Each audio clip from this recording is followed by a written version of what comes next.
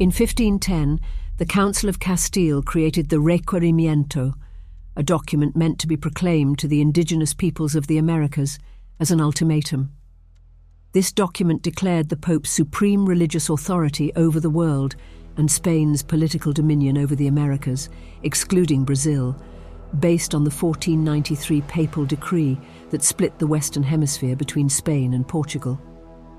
The Requerimiento insisted that the indigenous populations accept Spanish sovereignty and Christian doctrine, warning that refusal would lead to their subjugation, enslavement, or death. Frequently, the Requerimiento was recited in Latin without interpreters, or even from a ship to an empty shore, underscoring its main role as a tool for the Spanish to justify their conquests. Here is that document. On the part of the king, Don Fernando, and of Doña Juana, his daughter, Queen of Castile and León, subduers of the barbarous nations, we their servants notify and make known to you, as best we can, that the Lord our God, living and eternal, created the heaven and the earth, and one man and one woman, of whom you and we, all the men of the world, were and are descendants, and all those who came after us.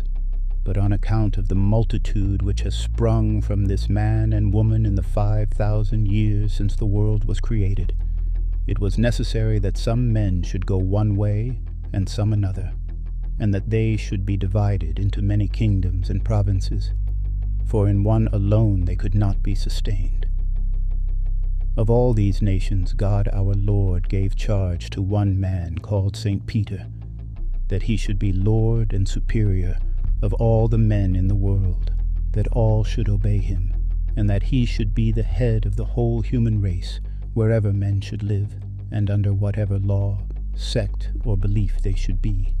And he gave him the world for his kingdom and jurisdiction. And he commanded him to place his seat in Rome as the spot most fitting to rule the world from. But also he permitted him to have his seat in any other part of the world, and to judge and govern all Christians, Moors, Muslims, Jews, Gentiles, and all other sects. This man was called Pope, as if to say, Admirable Great Father and Governor of men. The men who lived in that time obeyed that St. Peter and took him for Lord, King, and Superior of the universe. So also they have regarded the others who after him have been elected to the pontificate.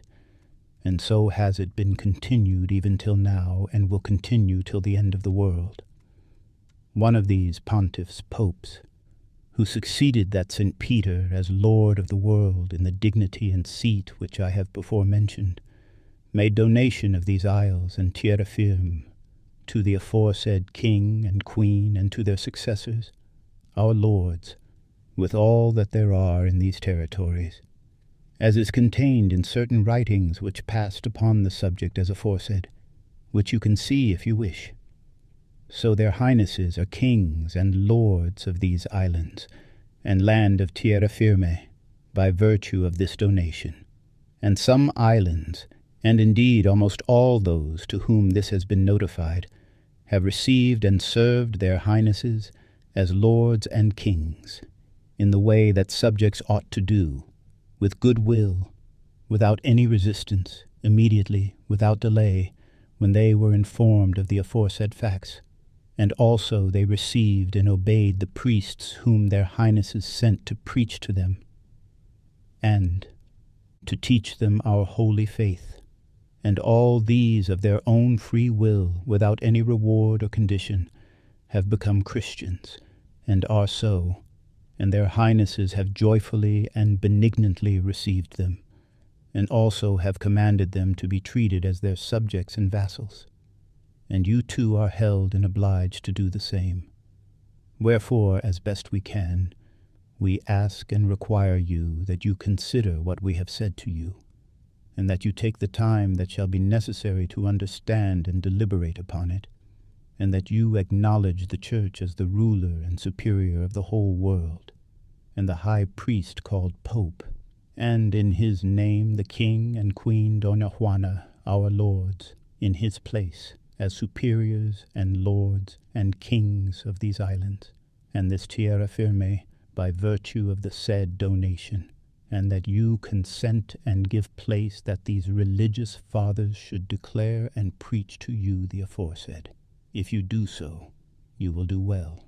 and that which you are obliged to do to their highnesses, and we in their name shall receive you in all love and charity, and shall leave you, your wives, and your children, and your lands, free without servitude, that you may do with them and with yourselves freely that which you like and think best, and they shall not compel you to turn Christians, unless you yourselves, when informed of the truth, should wish to be converted to our holy Catholic faith, as almost all the inhabitants of the rest of the islands have done. And besides this, their highnesses award you many privileges and exemptions, and will grant you many benefits. But if you do not do this, and maliciously make delay in it, I certify to you that, with the help of God, we shall powerfully enter into your country, and shall make war against you in all ways and manners that we can, and shall subject you to the yoke and obedience of the Church and of their highnesses. We shall take you and your wives and your children, and shall make slaves of them, and as such shall sell and dispose of them as their highnesses may command. And we shall take away your goods, and shall do you all the mischief and damage that we can, as to vassals who do not obey, and refuse to receive their lord, and resist and contradict him. And we protest that the deaths and losses which shall accrue from this are your fault, and not that of their highnesses or ours, nor of these cavaliers who come with us. And that we have said this to you and made this requisition,